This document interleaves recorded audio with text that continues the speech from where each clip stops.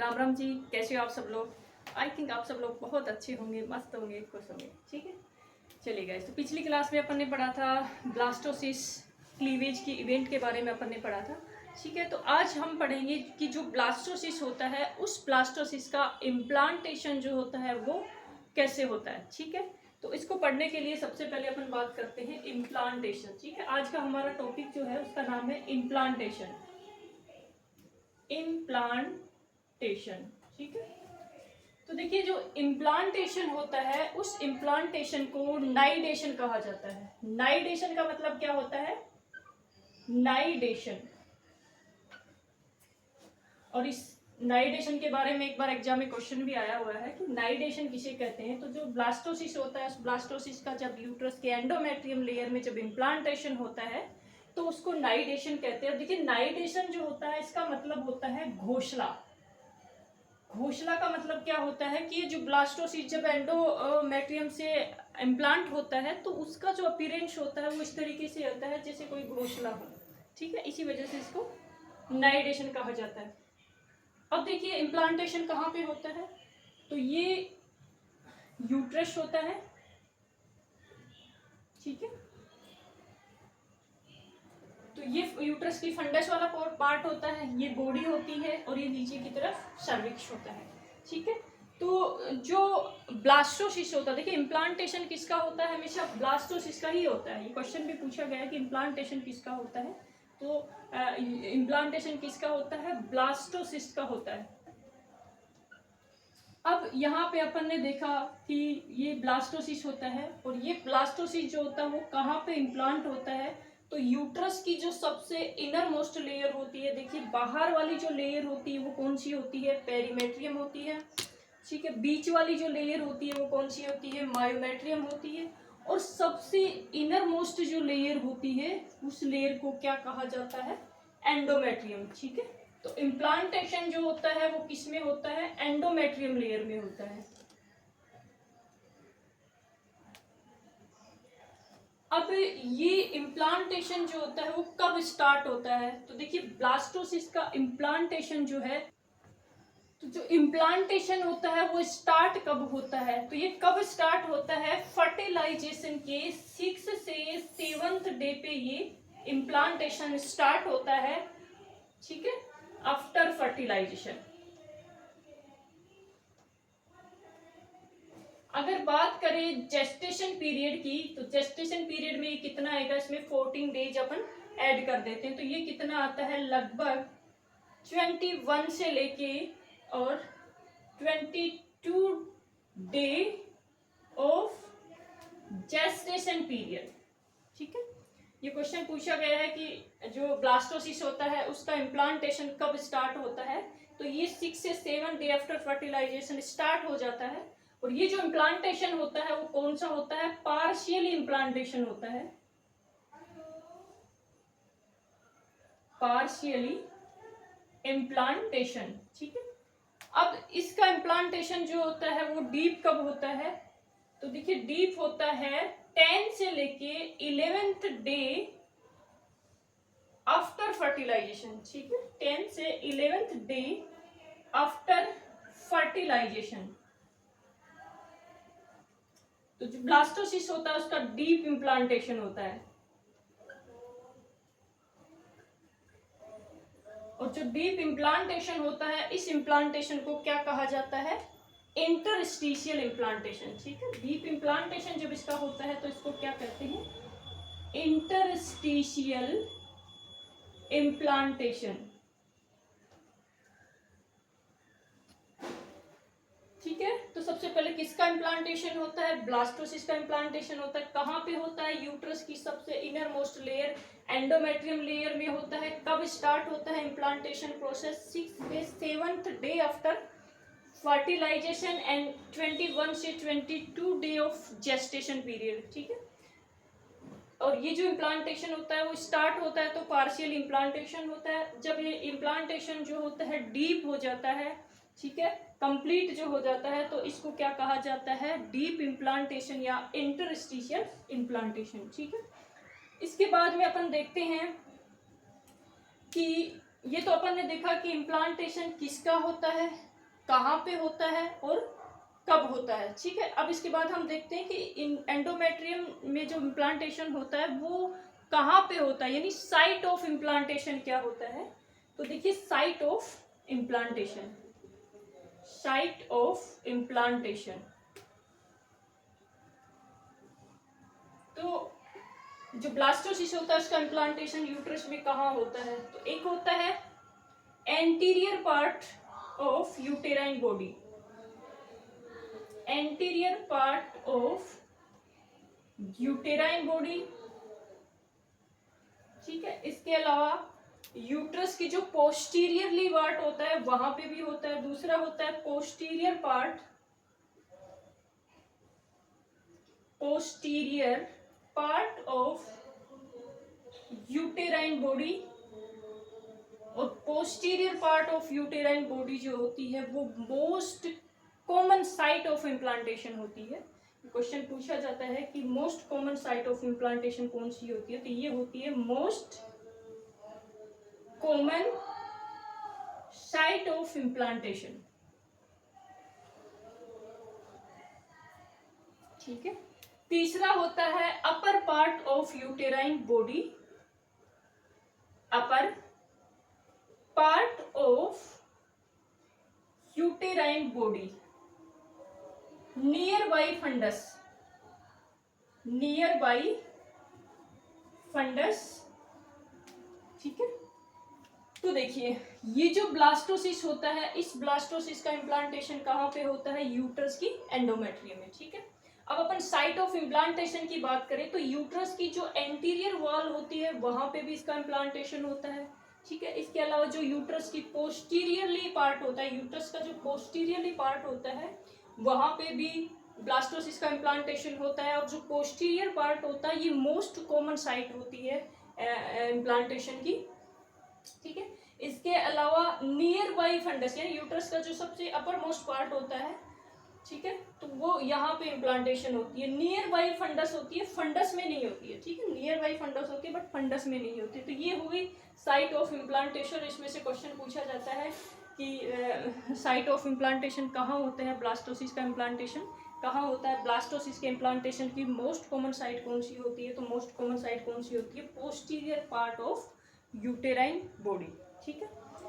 तो ये हो गया साइट ऑफ इम्प्लांटेशन, ठीक है। अब देखिए ये जो ब्लास्टोसिस होता है, इस ब्लास्टोसिस का जैसे ही एंडोमेट्रियम लेयर से इम्प्लांटेशन हो जाता है, इम्प्लांटेशन होने के बाद अब ये जो एंडोमेट्रियम लेयर होती है उस लेयर का नामकरण जो होता है वो चेंज हो जाता है। अब इस एंडोमेट्रियम लेयर को एंडोमेट्रियम लेयर न बोल के इसको क्या कहा जाता है, डेसिडुआ कहा जाता है, ठीक है। जैसे ही ब्लास्टोसिस जो होता है, ये ब्लास्टोसिस इस यूट्रस की एंडोमेट्रियम लेयर से जब इम्प्लांट हो जाता है, तो इम्प्लांट होने के बाद अब इस एंडोमेट्रियम लेयर जो होती है उसका नामकरण चेंज हो जाता है। अब इसको एंडोमेट्रियम लेयर न कह के इसको क्या कहा जाता है, डेसिडुआ कहा जाता है, डेसिडुआ, ठीक है। और देखिए डेसिडुआ का मतलब क्या होता है, तो डेसिडुआ जो होता है इसका मतलब होता है seasonal shedding, seasonal shedding of endometrium layer, seasonal shedding of endometrium layer of uterus, ठीक है। डेसिडुआ जो वर्ड होता है उसका मतलब भी होता है शेडिंग हो जाना, seasonal shedding of endometrium layer. मतलब क्या होता है कि जैसे ही जो बेबी होता है, जैसे ही बच्चे की डिलीवरी हो जाती है, डिलीवरी होने के बाद ये जो एंडोमेट्रियम लेयर होती है ये क्या हो जाती है, डिलीवरी होने के बाद ये जो एंडोमेट्रियम लेयर होती है इसकी क्या हो जाती है, शेडिंग हो जाती है। और शेडिंग का मतलब क्या होता है, ये डिग्रेड हो जाती है। बेबी की डिलीवरी के बाद ये क्या होती है, यूट्रस से बाहर आ जाती है, ठीक है। एक पर्टिकुलर टाइम तक ही ये रहती है, इसलिए इसको क्या कहा जाता है, डेसिडुआ कहा जाता है। जैसे प्लासेंटा जो होता है उसको भी क्या कहा जाता है, डेसिडुआ कहा जाता है। क्यों कहते हैं प्लासेंटा को डेसिडुआ, क्योंकि उसका भी वही होता है, वो भी जैसे ही बच्चे की डिलीवरी होती है, डिलीवरी तक तो वो रहता है, एक टाइम ड्यूरेशन के बाद जैसे ही बच्चा बाहर डिलीवर हो जाता है तो वो जो प्लासेंटा होता है उसकी भी शेडिंग हो जाती है, इसलिए उसको भी क्या कहा जाता है, डेसिडुआ कहा जाता है। तो यहाँ पे ये जो एंडोमेट्रियम होती है इसको क्या कहा जाता है, डेसिडुआ कहा जाता है। ठीक है, अब देखिए ये तो हो गया इम्प्लांटेशन। ठीक है, इसमें अपन ने पढ़ा कि ब्लास्टोसिस जो होता है और उसका इम्प्लांटेशन जो है वो कहाँ पे होता है, तो अपन ने देखा कहाँ पे होता है, एंडोमेट्रियम में, लेयर में होता है।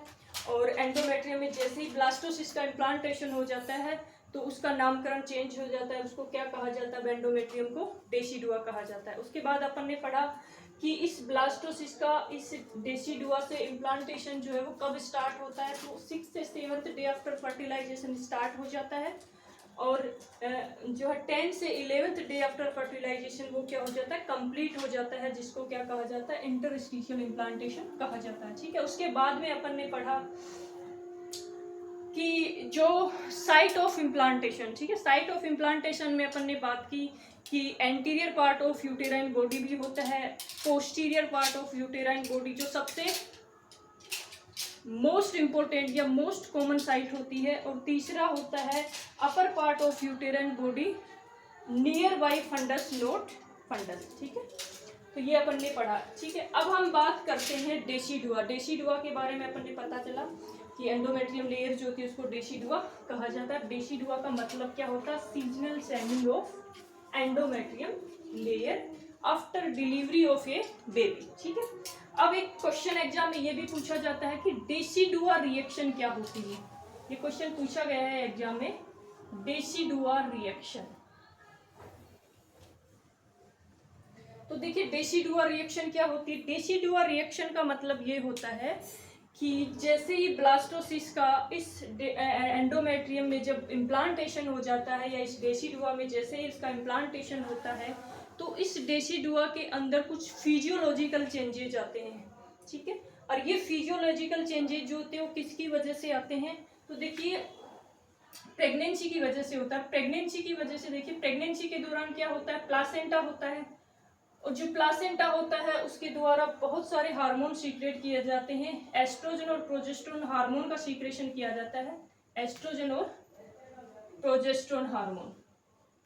तो देखिए एस्ट्रोजन हार्मोन जो होता है ये तो क्या करता है, हाइपरप्लेजिया करता है,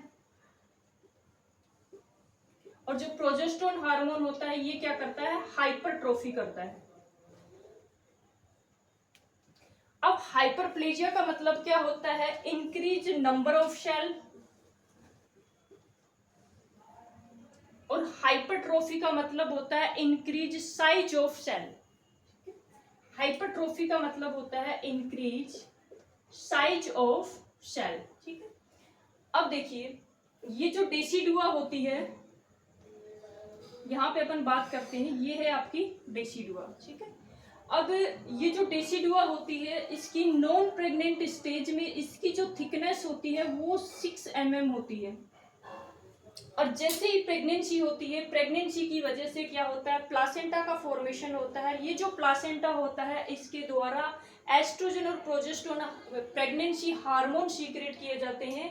इसमें से जो एस्ट्रोजन होता है ये क्या करता है, इस एंडोमेट्रियम या जो डेसिडुआ लेयर होती है उसकी जो सेल होती है उन सेल में क्या कर देता है, ये सेल्स के नंबर बढ़ा देता है। ठीक है, और प्रोजेस्टेरोन हार्मोन क्या करता है, उस सेल की साइज को बढ़ा देता है। तो जब सेल के नंबर बढ़ेंगे और जब सेल की साइज बढ़ेगी तो दोनों ही सिचुएशन में क्या होता है, इस डेसिडुआ जो है इसकी थिकनेस बढ़ जाती है, और ये 6 mm से बढ़ के एट टर्म पे कितनी हो जाती है, 35 mm हो जाती है। और इस तरह का जो ये फिजियोलॉजिकल चेंजेस जो है वो किसकी वजह से आ रहा है, प्लासेंटा की वजह से आ रहा है, प्रेगनेंसी की वजह से हो रहा है। पहला ये होता है। इसके अलावा ये जो एस्ट्रोजन और प्रोजेस्टेरोन जो होते हैं ये दोनों क्या करते हैं, वेजोडाइलेशन करते हैं। ये क्या करते हैं, वेजोडाइलेशन करते हैं। वेजोडाइलेशन का मतलब हुआ कि ये जो यूटेराइन आर्टरीज होती है जो यूट्रस को ब्लड सप्लाई करती हैं, तो नॉर्मली अगर हम बात करें नॉन प्रेग्नेंट स्टेज में ये 50 से 60 ml पर मिनट ब्लड सप्लाई होती है। ठीक है, यूटेराइन आर्टरी के द्वारा यूट्रस को नॉन प्रेग्नेंट स्टेज में 50 से 60 ml पर मिनट ब्लड सप्लाई होती है। प्रेगनेंसी के दौरान एस्ट्रोजन और प्रोजेस्टेरोन हार्मोन की वजह से ये जो यूटेराइन आर्टरी होती है इसमें क्या होता है, वेजो डायलेशन होता है। वेजो डायलेशन की वजह से यहाँ इस यूट्रस में ब्लड सप्लाई बढ़ जाती है। कितनी बढ़ जाती है, ये बढ़ जाती है 750 ml पर मिनट, ठीक है। एट टर्न पर ये क्वेश्चन एग्जाम में पूछा जाता है कि प्रेगनेंसी के दौरान यूटेराइन ब्लड सप्लाई जो होती है वो एट टर्म पे कितनी होती है, क्वेश्चन पूछा गया है। तो कितनी होती है, ये 50-60 ml पर मिनट से बढ़ के कितनी हो जाती है, 750 ml पर मिनट, ठीक है। और अगर आपसे क्वेश्चन पूछा जाए कि जो ब्रेन में नॉर्मल ब्लड सप्लाई कितनी होती है, तो ब्रेन की नॉर्मल ब्लड सप्लाई कितनी होती है, 750 ml पर मिनट, ठीक है। तो इसकी वजह से देखिए प्रेगनेंसी की वजह से क्या है, प्लासेंटा है, प्लासेंटा की वजह से क्या हुआ, estrogen progesterone pregnancy hormone secrete हुए, और ये एस्ट्रोजन प्रोजेस्टेरोन की वजह से क्या हुआ, एक तो जो एंडोमेट्रियम या जो डेसिडुआ लेयर है उसकी थिकनेस बढ़ी, कितनी बढ़ी, 6 mm से बढ़ के कितनी हुई, 65 mm हुई। दूसरा क्या हुआ, वेजोडाइलेशन की वजह से इस यूट्रस के अंदर ब्लड सप्लाई जो है वो 50 से 60 ml पर मिनट से बढ़ के कितनी होगी, 750 ml पर मिनट, ठीक है। तो इस तरीके का जो फिजियोलॉजिकल चेंजेज आया है डेसिडुआ में, ये फिजियोलॉजिकल चेंजेज जो होता है इसको क्या कहा जाता है, डेसिडुआ रिएक्शन। तो डेसिडुआ रिएक्शन का मतलब होता है physiologically changes occur in decidua due to pregnancy, ठीक है। और जो प्रोजेस्टेरोन हार्मोन होता है इसको प्रेगनेंसी मेंटेनिंग हार्मोन भी कहा जाता है। ये क्या करता है, यूट्रस में यूटेराइन जो मसल्स होती है उनको क्या करता है, रिलैक्स रखता है, इसलिए इसको प्रेगनेंसी मेंटेनिंग हार्मोन भी कहा जाता है। ये प्रेगनेंसी यूट्रस में कॉन्ट्रैक्शन नहीं होने देता है, यूटेराइन जो मसल्स होती है उनको क्या करता है, ये रिलैक्स रखता है, ठीक है। तो ये क्वेश्चन एग्जाम में पूछा गया था एक बार कि डेसिडुआ रिएक्शन क्या होता है। तो ये अपन ने पढ़ा कि डेसिडुआ रिएक्शन क्या होती है, किसकी वजह से होती है, क्या फिजियोलॉजिकल चेंजेस आते हैं डेसिडुआ में ड्यूरिंग प्रेगनेंसी, ठीक है। अब डेसिडुआ रिएक्शन के बाद अब हम पढ़ते हैं कि डेसिडुआ क्या होती है। तो बहुत देर से हम पढ़ रहे हैं कि डेसिडुआ रिएक्शन। तो इन सबको समझने से पहले सबसे पहले हम बात करते हैं कि डेसिडुआ क्या होती है।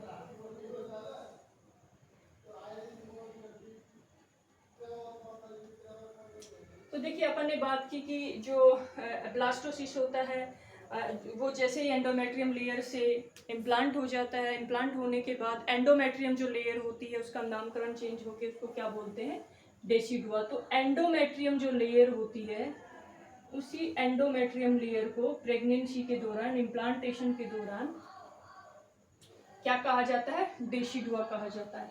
अब ये जो डेसिडुआ, ये जो एंडोमेट्रियम लेयर होती है वो 2 टाइप की लेयर से मिलकर बनी होती है। अगर हम बात करें सपोज कि ये यूट्रस है, ठीक है, और यहाँ पे यूट्रस की जो सबसे आउटर मोस्ट लेयर होती है वो अपन ने पढ़ी, वो कौन सी होती है, पेरीमेट्रियम होती है। बीच वाली जो लेयर होती है वो कौन सी होती है, मायोमेट्रियम होती है। और सबसे इनर मोस्ट जो लेयर होती है वो कौन सी होती है, एंडोमेट्रियम लेयर होती है। अब यहाँ पे अपन बात करते हैं कि जो एंडोमेट्रियम लेयर होती है वो भी 2 टाइप की लेयर होती है। इसमें भी क्या होती है, ये 2 टाइप की लेयर होती है, ठीक है। एक तो होती है फंक्शनल लेयर जो फंक्शन करने के बाद डिग्रेड हो जाती है, इसे बोलते हैं फंक्शनल लेयर। और दूसरी जो लेयर होती है वो होती है बेसल लेयर,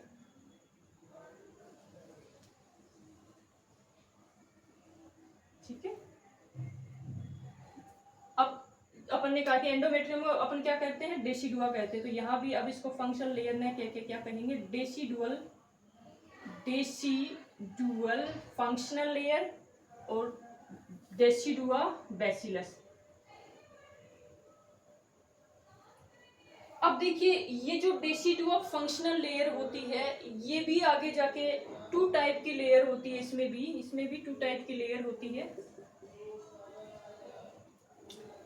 जो सबसे अंदर की तरफ होती है, ठीक है, जो डेसिडुआ बेसिलिस की तरफ होती है सॉरी, जो सबसे बाहर की तरफ होती है, यहाँ पे जो बाहर की तरफ होती है, इसको बोला जाता है डेसिडुआ,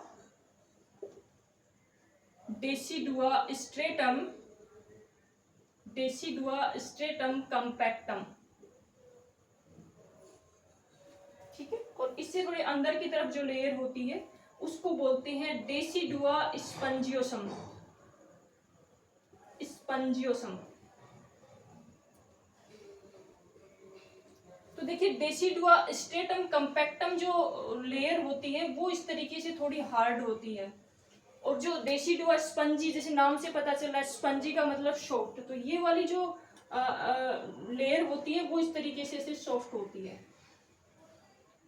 स्पंजी होती है, ठीक है। तो ये दो तरह की होती है। तो ये हो गई आपकी बेसल लेयर, ठीक है, डेसिडुआ बेसिलिस, और एक पहली होती है डेसिडुआ फंक्शनल लेयर, दूसरी होती है डेसिडुआ बेसिलिस लेयर, ठीक है। उसके बाद अपन ने देखा कि जो फंक्शनल लेयर होती है वो भी टू टाइप की लेयर से मिलकर बनी होती है। इसकी जो डेसिडुआ बेसिलिस की तरफ होती है उसको तो बोलते हैं डेसिडुआ स्पंजी लेयर, और इससे बाहर की तरफ जो होती है उसको बोलते हैं डेसिडुआ स्ट्रेटम कम्पैक्टम, ठीक है। किस तरीके से होती है, तो सपोज ये है एंडोमेट्रियम लेयर, जिसको अपन क्या कह रहे हैं, डेसिडुआ कह रहे हैं। तो यहाँ पे ये आपकी डेसिडुआ लेयर है। अब डेसिडुआ की जो डेसिडुआ बेसिलिस लेयर होती है ये होती है ऐसे। उसके बाद में इसके ऊपर कौन सी लेयर होगी, डेसिडुआ फंक्शनल लेयर, और जो डेसिडुआ फंक्शनल लेयर होती है वो भी टू टाइप की होती है। तो इसमें अंदर की तरफ जो होती है ये डेसिडुआ स्पंजी लेयर होती है, ऐसे स्पंजी होती है ये, ठीक है। और इससे बाहर की तरफ जो होती है वो होती है डेसिडुआ स्ट्रेक्टम कम्पैक्टम, वो ऐसे थोड़ी सी हार्ड होती है। अब देखिए जो ब्लास्टोसिस होता है, इस ब्लास्टोसिस का अटैचमेंट किससे होता है, तो अटैचमेंट किससे होता है, डेसिडुआ बेसिलिस लेयर से, ठीक है। यहाँ पे जो ब्लास्टोसिस होता है तो इस ब्लास्टोसिस का अटैचमेंट किससे होगा, तो अटैचमेंट इसका होता है डेसिडुआ बेसिलिस से, ठीक है। तो ये होता है ब्लास्टोसिस, ब्लास्टोसिस अटैचमेंट, और ये ब्लास्टोसिस अटैचमेंट जो होता है वो किससे हो रहा है डेसिडुआ बेसिलिस से, ठीक है। और तो जो ब्लास्टोसिस होता है उसका अटैचमेंट तो किससे होता है, इस डेसिडुआ बेसिलिस से, ठीक है। और आपसे पूछा जाए कि इसका डिटैचमेंट किससे होता है, तो डिटैचमेंट होता है इस डेसिडुआ स्पंजी लेयर से, ठीक है। तो ब्लास्टोसिस का डिटैचमेंट किससे होता है, ब्लास्टोसिस डिटैचमेंट,